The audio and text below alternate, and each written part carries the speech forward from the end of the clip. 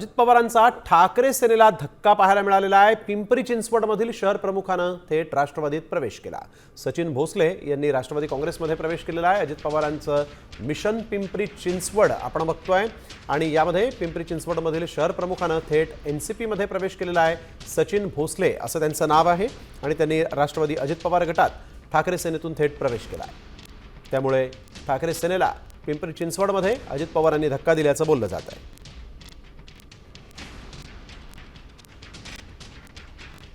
पिंपरी चिंचवडमध्ये आपण बघतोय राजकीय घडामोडींना आता वेग आलेला आहे।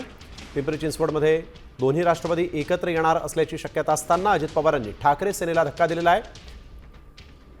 ठाकरेंचा पदाधिकारी सचिन भोसले जे आहेत त्यांना शहर प्रमुख जे होते ते ठाकरे गटाचे त्यांना एनसीपी मध्ये प्रवेश देण्यात आलेला आहे, एनसीपी मध्ये घेण्यात आलेला आहे।